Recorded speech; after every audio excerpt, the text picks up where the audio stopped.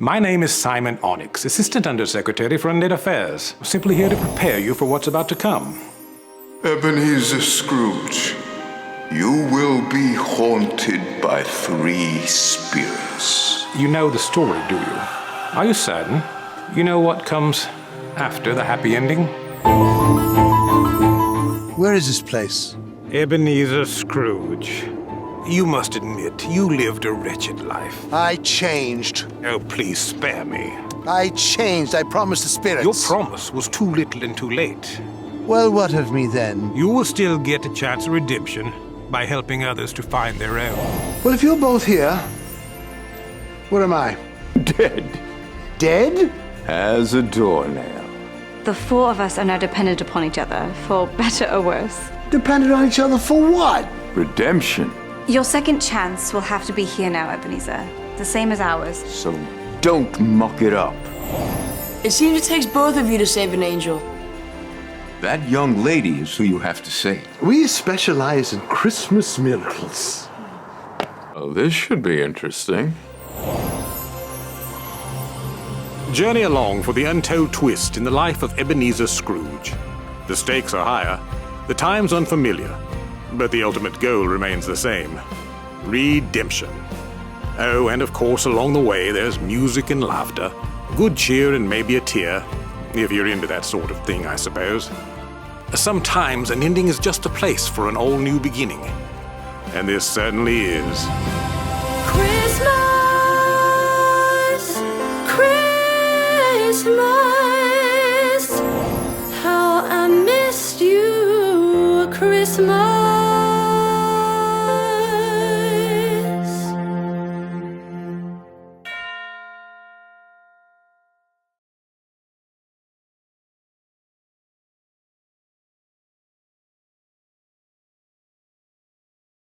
Welcome to the Best of the Filmmakers show. Welcome. Welcome! Welcome. Welcome! Welcome. And welcome. Welcome to the Best of the Filmmakers show. The 11th season.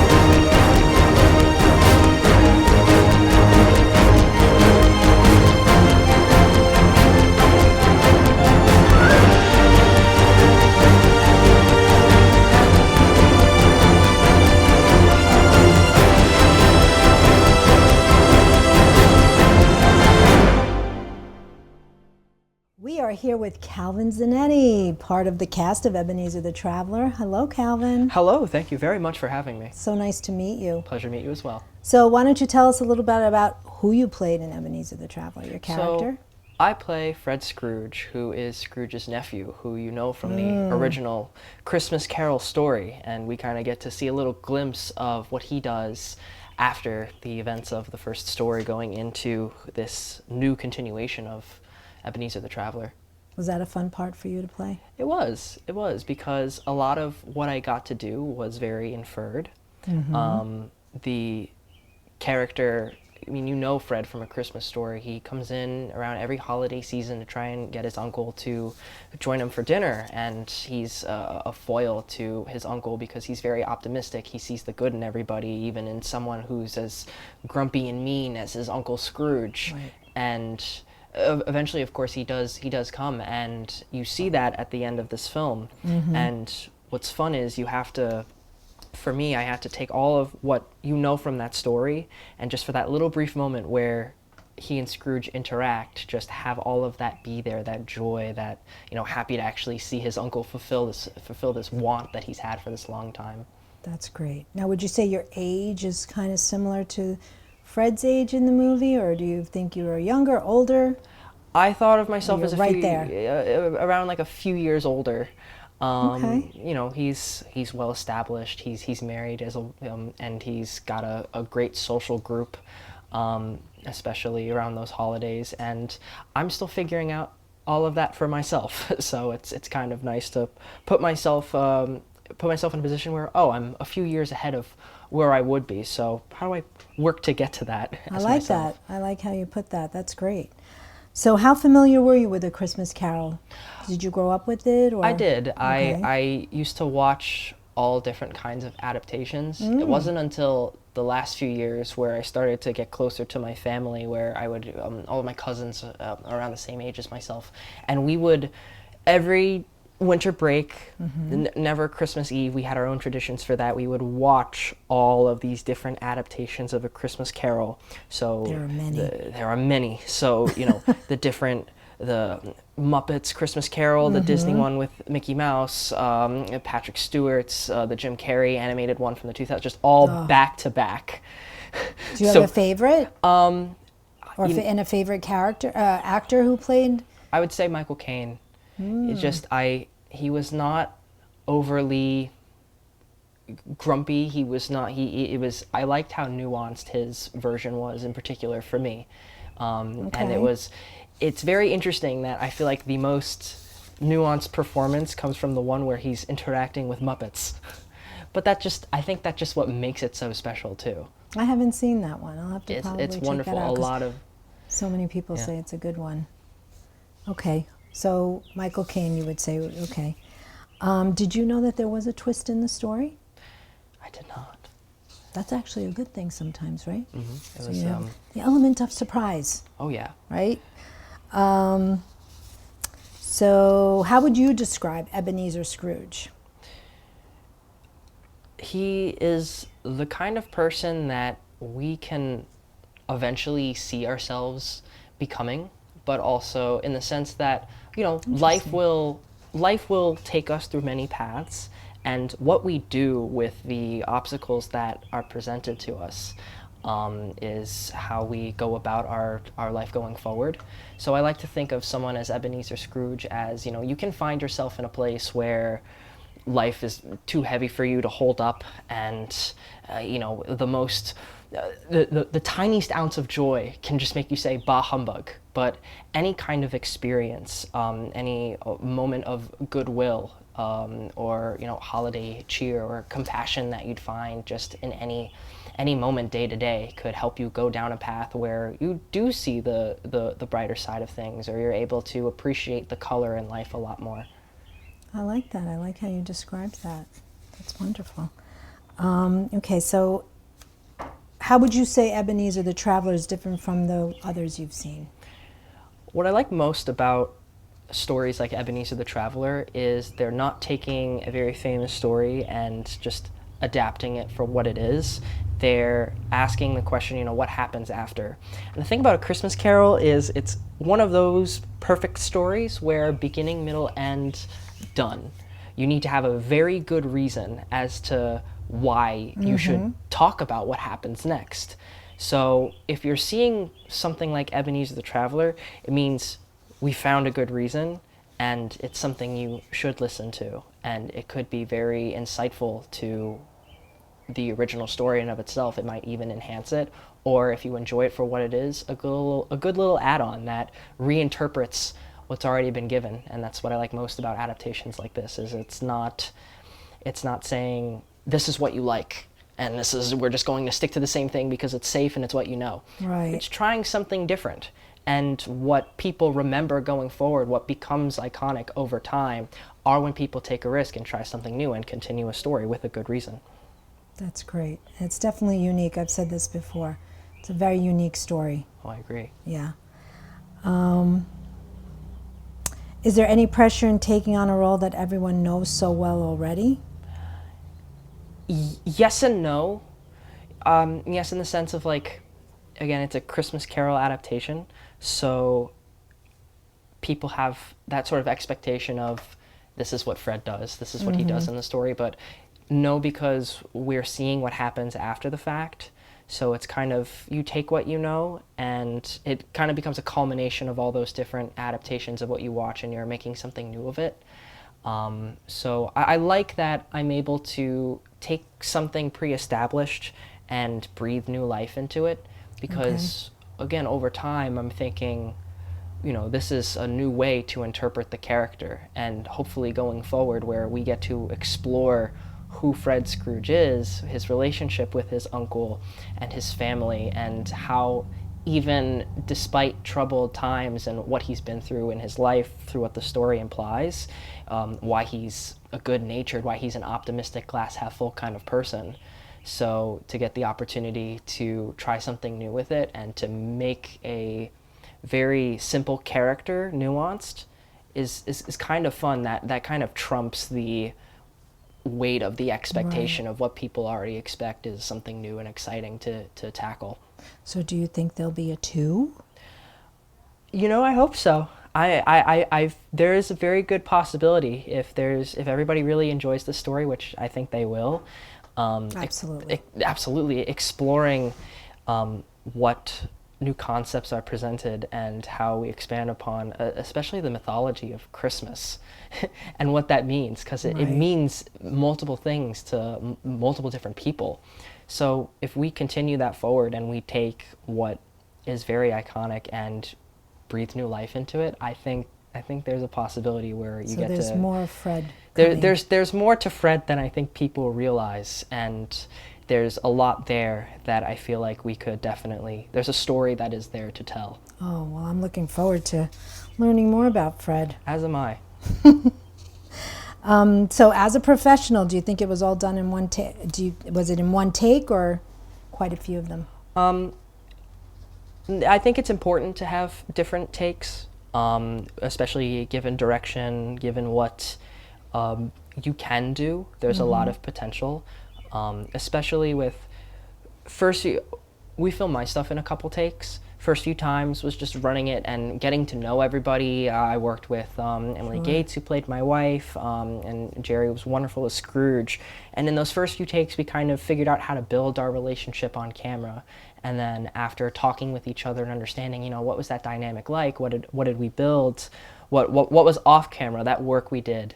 Those next few takes, I think we were able to bring something different, and I'm excited to see what you put into how it's all edited together. Amazing, right? It's wonderful. It's a beautiful. It's magical, as people have said. It's the art of making art.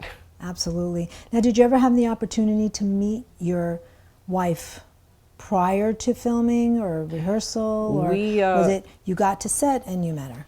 I got to set and I met her, but we are in Sometimes a lot that of works the. I agree. We are in a lot of the same circles. I do a lot of theater on Long Island. So you knew each other. So it was like we had friends of friends. It's like I knew this guy who knew this guy who knew this guy who knew this girl who also knew this guy who happened to know this guy who then knew Emily. Right. And then Emily knew this guy who knew this guy who knew this guy who knew this guy who knew this guy who knew me. So once we met each other, it's like, oh, I know this person, and we kind of end up in the same spaces. So ever since then, we speak from time to time, and we are at the same auditions for stuff. So hopefully we get to do more projects together, and I'm very excited about that. She's a very cool person. Awesome. So you had a good connection. I think so. Good chemistry. Yeah. You had excellent chemistry. Yeah. So did you audition for the role, or it was knowing this person and that person? And I had to audition. I had a friend of mine who reached out to me, who said, "Hey, they're shooting this movie out east near where I live on the island. Do you want to see if you'd be interested in that?" And I said, "Sure. Any opportunity is a good opportunity." And all of these people were absolutely wonderful to talk to, and it was a very fun process. It kind of came to me during a very tumultuous time in my life. Okay. Just a lot of sadness in my family, a lot of people who passed on, and it was just a brief moment where I had to excuse myself from it to go do this audition, and it felt like those people that had passed kind of let me have this opportunity. And I'm very grateful for that. It's just I'm not superstitious. I'm little stitious. Okay. So when I got this, I felt like okay, this is despite all of the grief, something new can come of it. Like there's way to see color again. Wonderful. Kind of mirrors what Scrooge goes through, especially in his story proper and what we see in this film. So when you first heard about Fred's character and you read, did it resonate with you in any specific way? At the time it did, because I had my uncle who helped me move to New York, because I'm from South Florida, just passed away. So kind of playing the nephew after he passed was a sweet little parallel, little poetic moment. What, bro? No, you're not putting that anywhere. I look like this. I am sending this to your father. Do it. I dare you. Send this right to Donnie.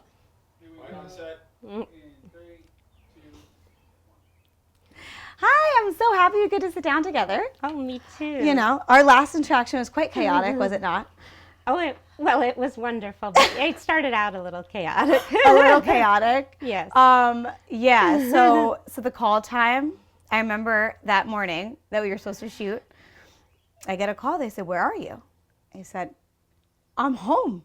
Where are you?" And they're like, "We're on set." And there was a little bit of miscommunication there. They're like, "Can you come here?" And I was like, "Oh." And we did it, and it was great. But you had a long drive. It was long, yeah. And you didn't know what scene you were doing? No clue. Or anything? Had no idea. I was so impressed that first of all, I was really glad that you were willing to do that. Of course. Because, well, I mean, you didn't know, and that you could do it was a relief. Because, I mean, I had to wait, but that's what acting's about on film. You have to, if you can't wait, you shouldn't be acting on film. Yes, absolutely. But so that wasn't a big deal. But I was, they were talking about, needing to cancel, and that would have been a big deal. It would have really been stinky. But you came driving in as a hero. Thank you. Yeah. Yeah, I left my cape at home today, but that day I did. Yeah. It was the driving, but it was the fear mostly that I had no idea what I was doing. I'm like, I don't even know what scene we're doing today. So you let me know. Let me grab my wig, and we'll get it on. But like, I just feel like it's funny how, like casting works and like how it's so important, because I do like very distinctly remember that scene. You did yours first. You did your lines first, and like we just had like such good chemistry together. Like I like felt like we were like really in that moment together, and you were like sincerely concerned about your daughter, and I think we pulled it off quite nicely.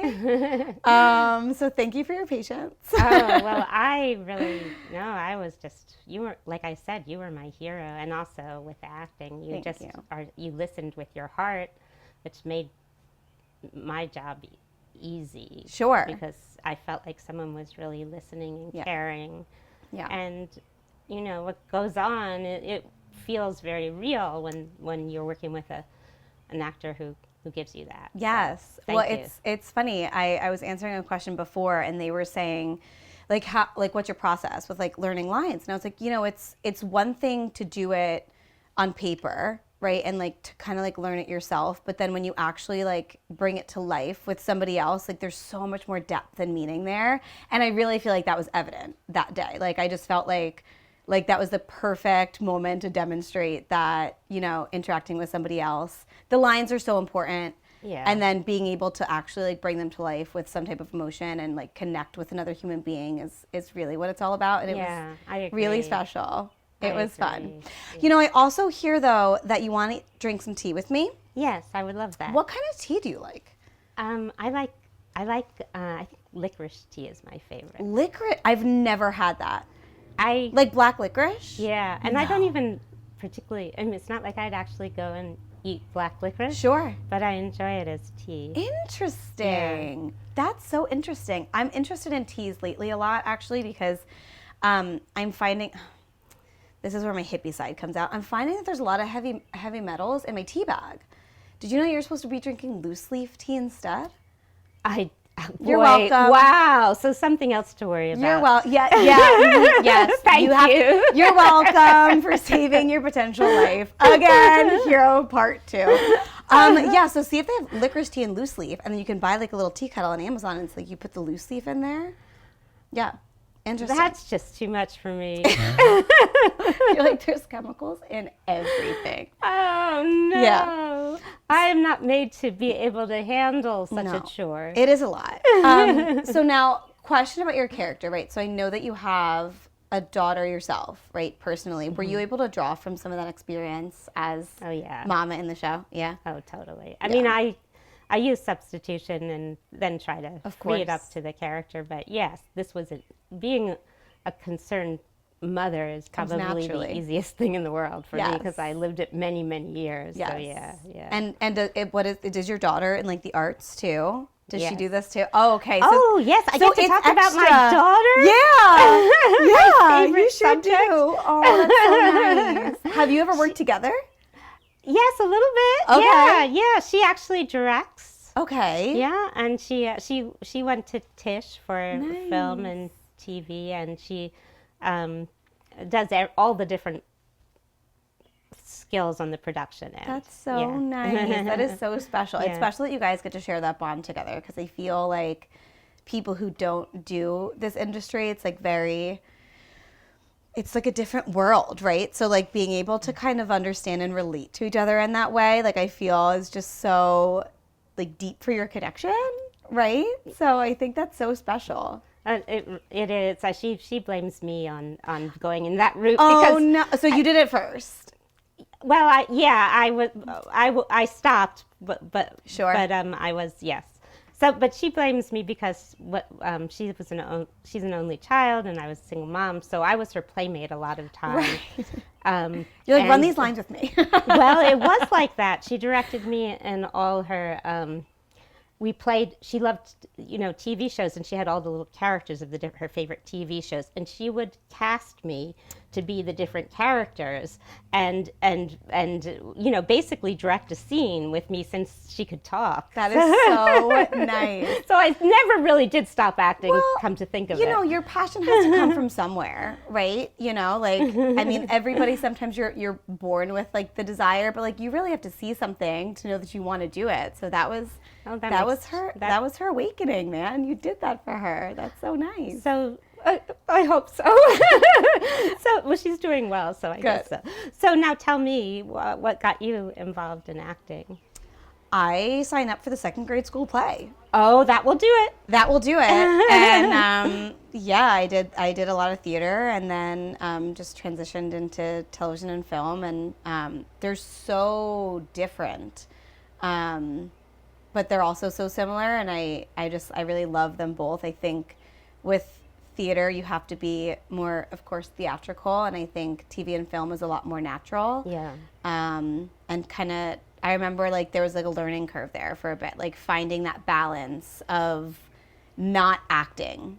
You know what I mean? Like I totally know what you mean. Yeah, finding authenticity in yourself and who you're playing and your character, because in theater you have to be very like your expressions, right? You project everything. Yes. It's based on something real, but you're projecting it. Whatever you're feeling. Yes. And now with film and TV, it's so different, especially with the new technology, because I feel like you can see like every pore on somebody's face and every cuticle, and it's very intimate almost, and you really have to be so I don't want to say subdued, but you really have to be so human, I guess, just natural, and just really find, I think, a different connection with your character and like a truth in that, which I like.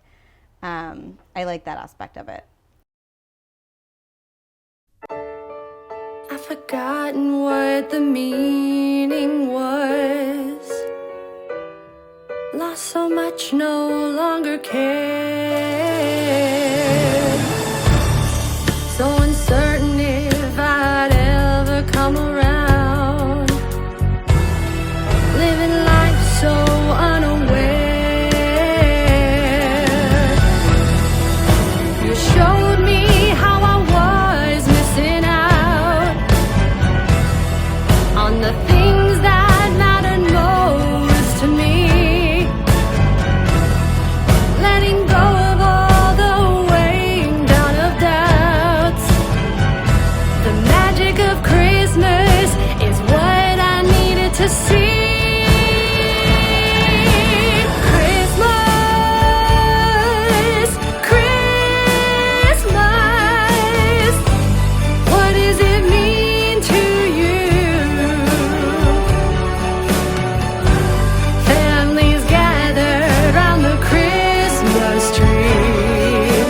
Children open presents, laughing merrily.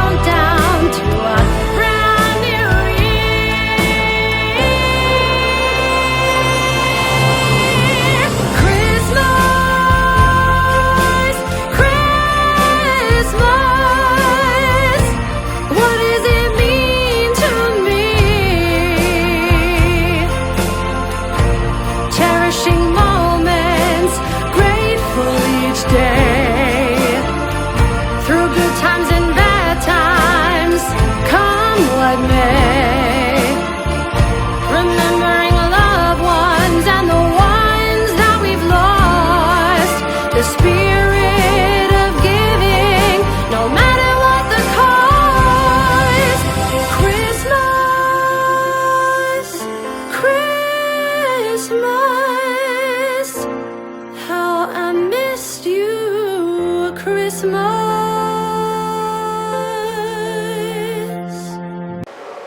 Hi everybody, Jerry and Joann here, and we want to wish you a very Merry Christmas. So from our house To yours. that's a good way of looking at it. We wish you a Merry Christmas and Happy New Year. Health and happiness.